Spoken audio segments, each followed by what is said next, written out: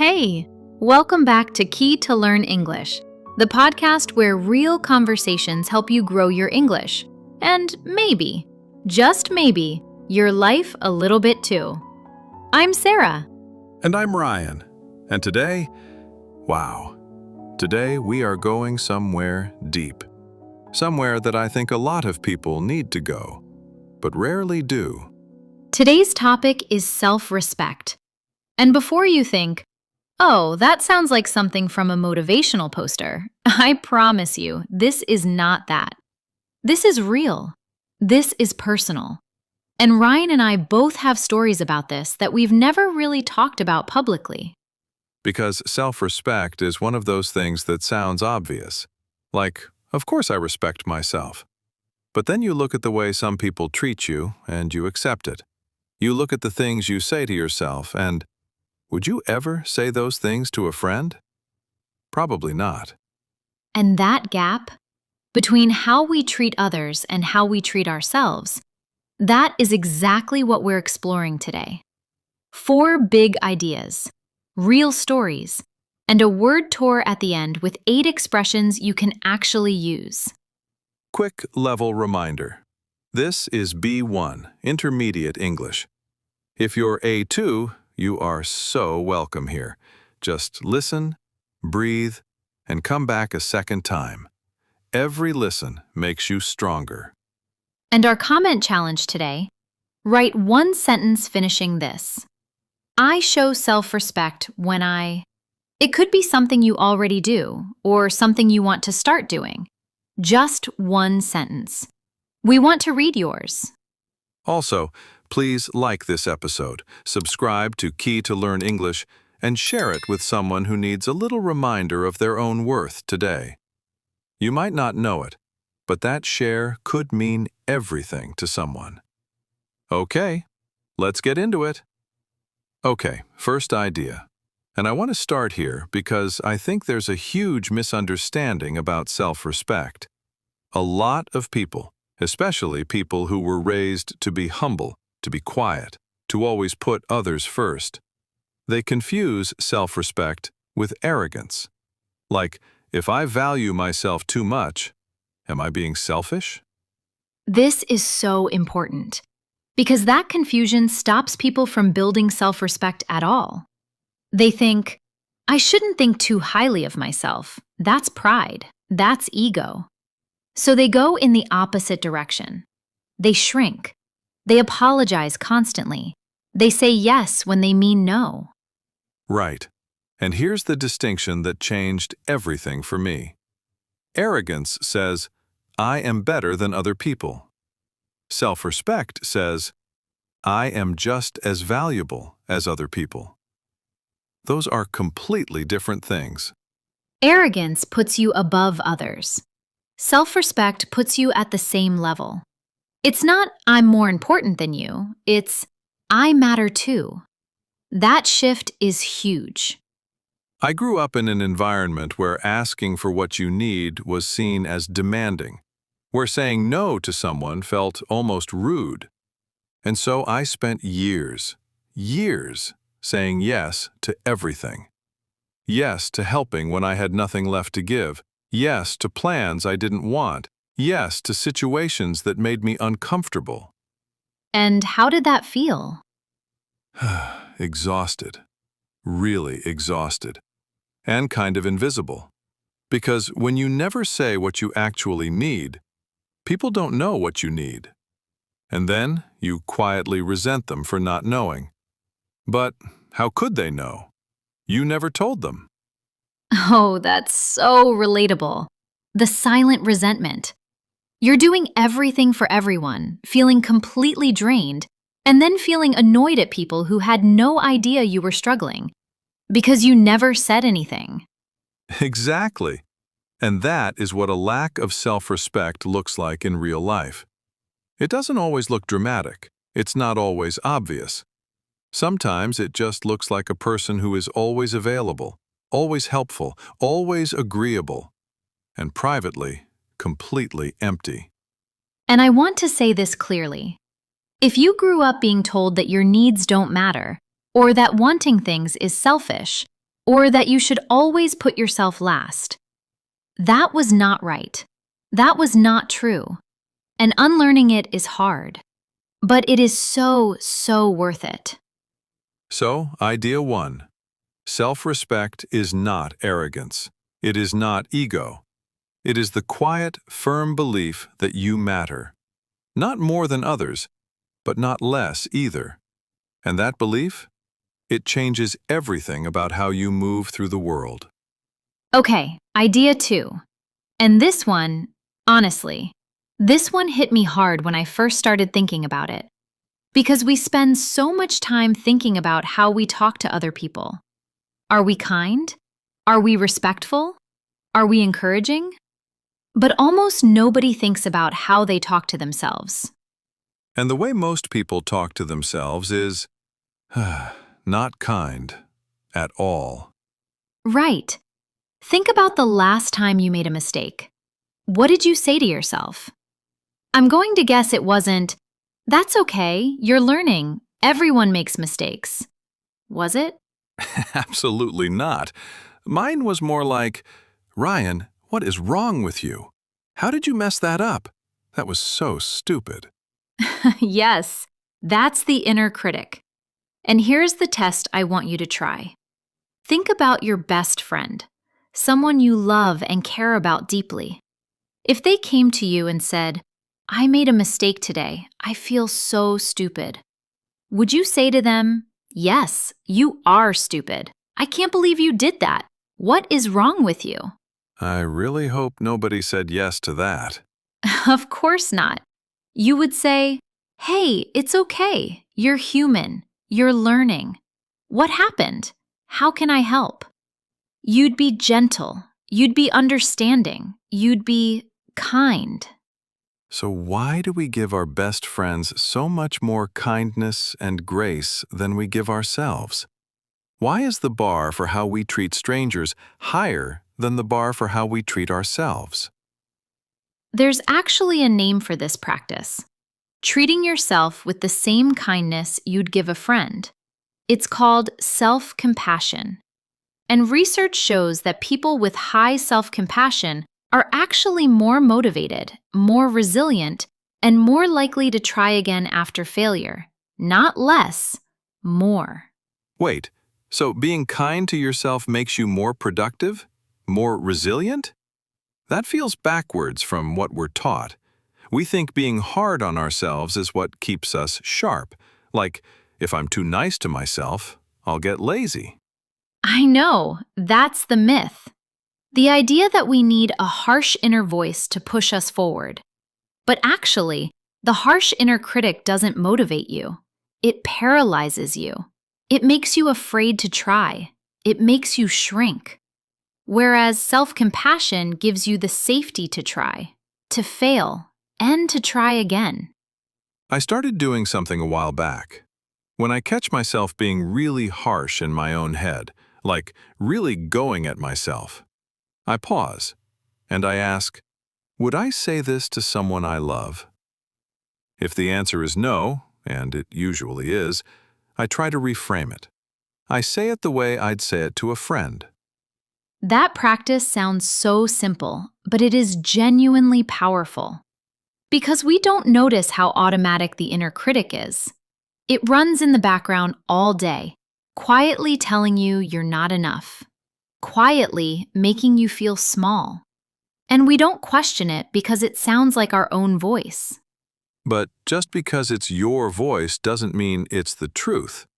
You can choose a different voice, a kinder one that sounds like someone who actually wants you to succeed. So idea 2, watch how you talk to yourself. Notice the inner critic, challenge it. Replace it with the voice you'd use with someone you love. Because you deserve that voice too. Actually, especially you. All right, idea 3. And this word comes up a lot. Boundaries. And people hear it and they think, oh, that means pushing people away, building walls, being cold and distant. Which is basically the opposite of what boundaries actually are. Completely the opposite. A boundary is not a wall. A wall keeps everyone out. A boundary is more like a fence with a gate. You decide who comes in. You decide when the gate opens. And you decide what the rules are inside your space. I love that image, a fence with a gate, because boundaries aren't about closing yourself off from the world. They're about protecting your energy, your time, your emotional well-being, so that you actually have something to give to the people who matter. Think about it this way. Have you ever been on an aeroplane and heard the safety announcement? They always say, in case of emergency, put on your own oxygen mask before helping others. And people always think that sounds selfish, but it's not. Because if you don't put on your own mask first, you pass out, and then you can't help anyone. You become the problem instead of the solution. Boundaries work exactly the same way. You cannot pour from an empty cup. You cannot give love, energy, and time that you don't have. And when you say yes to everything and everyone, you run out. And the people who really need you get the empty, exhausted version, not the real you. I had a period in my life, I'm not going to pretend I've always had this figured out, where I had absolutely no boundaries. Friends would call me at midnight with problems. Colleagues would ask me to take on extra work constantly. Family members would make demands on my time every weekend. And I said yes to everything. And what happened? I burned out completely. I got to a point where I had nothing left. Not for them, not for myself. I was so resentful, so tired, so lost. And the painful irony was, I thought saying yes to everyone was the loving thing to do. But it wasn't. Because I wasn't showing up as my best self. I was showing up as a hollow, exhausted version of me who resented every commitment. And when you finally started setting boundaries, what did that look like? Terrifying. Honestly, the first time I said, I can't help with that right now, I felt so guilty. Like I had done something wrong. But the other person, you know what they said? Oh, no problem. I'll figure it out. And nothing bad happened. The world didn't end. The relationship didn't collapse. The catastrophe you imagined completely failed to arrive. Completely failed to arrive. And I realized I had been saying yes all those years, not because people would fall apart without me, but because I was afraid of how they'd see me if I said no.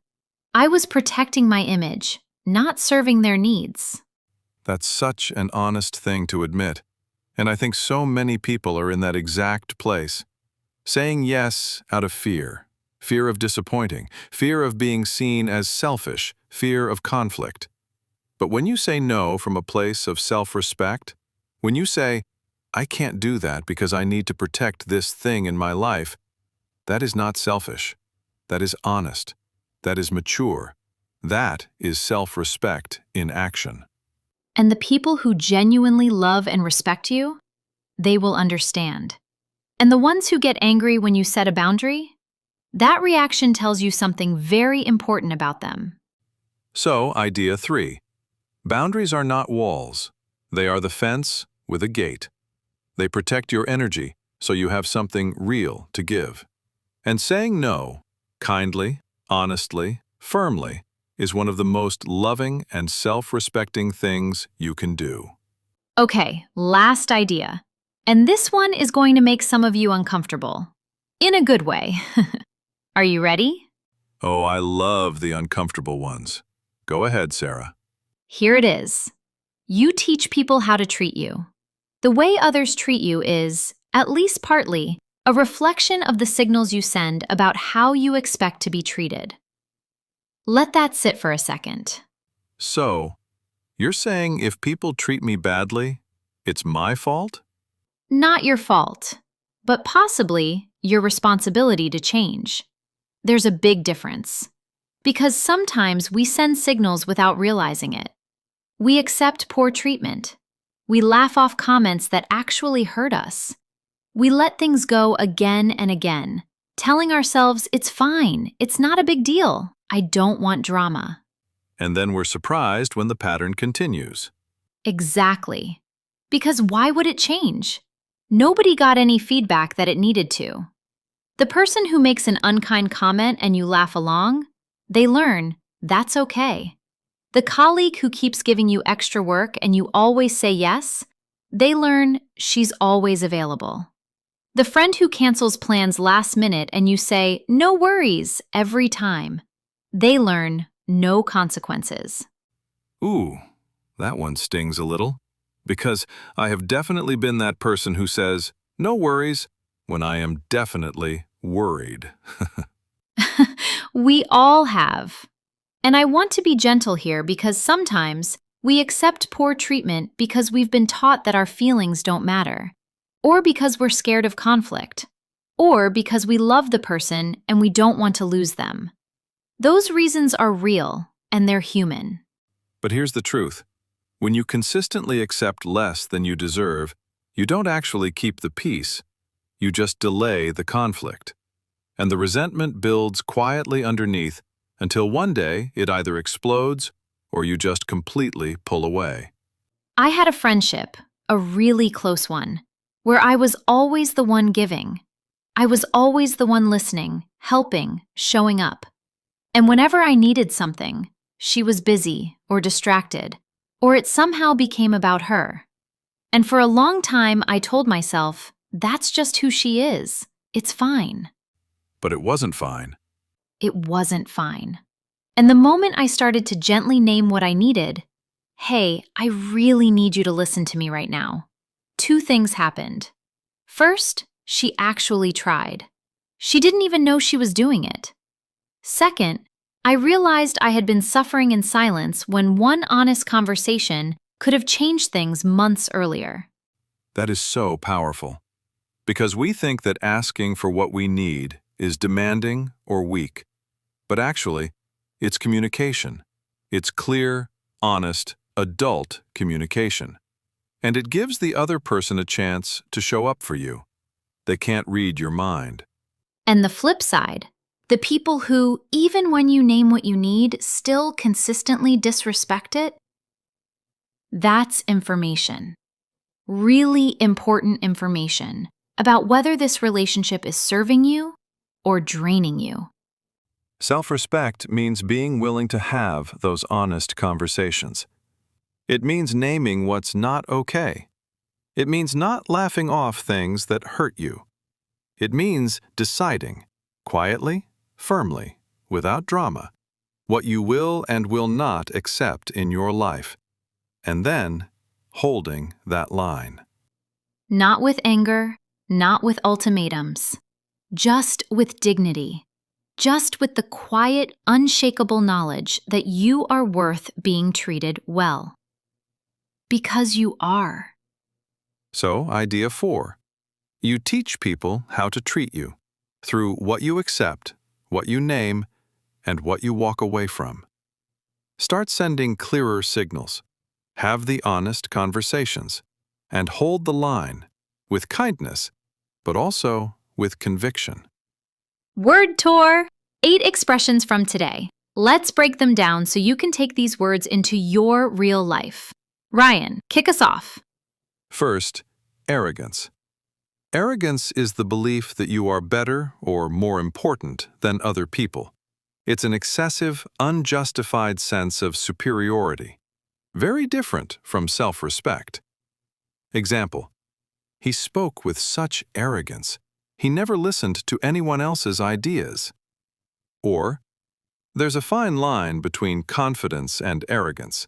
Confidence lifts others. Arrogance ignores them. Second, inner critic. Your inner critic is the voice inside your head that judges, criticizes, and tells you that you're not good enough. Everyone has one. The key is learning not to believe everything it says. Example, my inner critic told me the presentation was terrible, but my colleagues said they loved it.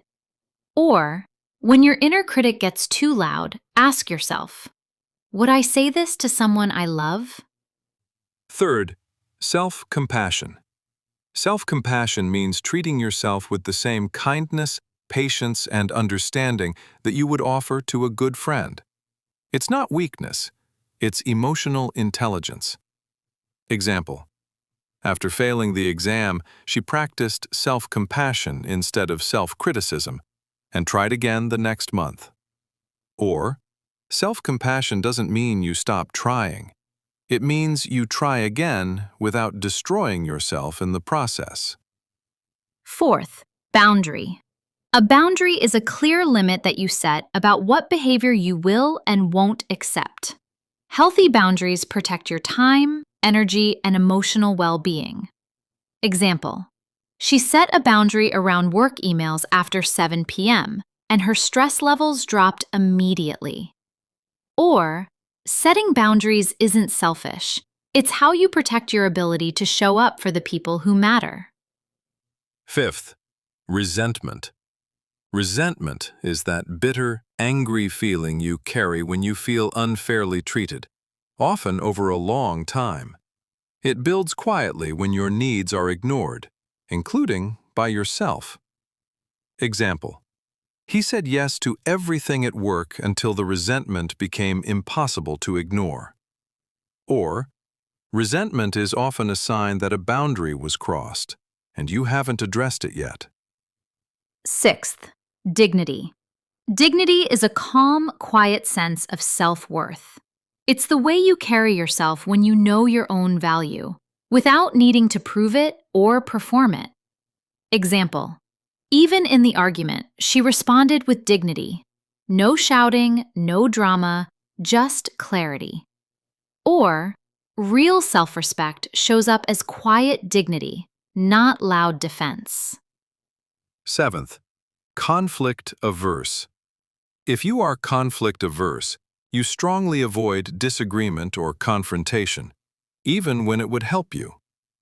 Example: she was so conflict averse that she never told people when something bothered her, and the problems just kept growing.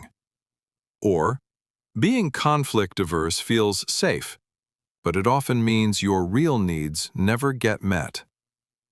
And eighth, hold the line. To hold the line means to stay firm in your decision or boundary, even when there's pressure to change it. Example: he held the line on his working hours, even when his boss pushed back. Or, holding the line isn't about being stubborn. It's about honoring the commitment you made to yourself. Hold the line, friends. It matters. Okay, let's land this one. 4 ideas about self-respect today. 1. Self-respect is not arrogance. It's the quiet belief that you matter, not more than others, but not less either. 2. Watch your inner critic. Speak to yourself the way you'd speak to someone you love, because you deserve that kindness, maybe more than anyone. 3. Boundaries are your fence with a gate. They protect your energy so you have something real to give. Saying no, kindly and firmly, is one of the most loving things you can do, for yourself and for others. And 4. You teach people how to treat you. Start sending clearer signals. Have the honest conversations. Name what is and isn't okay. And hold the line. With dignity, not drama. Now, your challenge this week. Finish this sentence in the comments. I show self-respect when I... Maybe it's something you already do. Maybe it's something you want to start doing. Write it down. Make it real. We are cheering for you. And if this episode touched something in you, if there's a part of you that needed to hear that you matter, that your needs are valid, that you deserve to be treated well, please share this episode. Someone in your life needs this today. Be the one who sends it. Like the episode. Subscribe to Key to Learn English. Leave us a comment. And remember, you don't earn self-respect by being perfect. You build it by choosing, again and again to treat yourself as someone worth protecting. This is Sarah. And this is Ryan. You've been listening to Key to Learn English. You are worth it. Don't let anyone, including yourself, convince you otherwise. See you in the next one. Bye. Bye.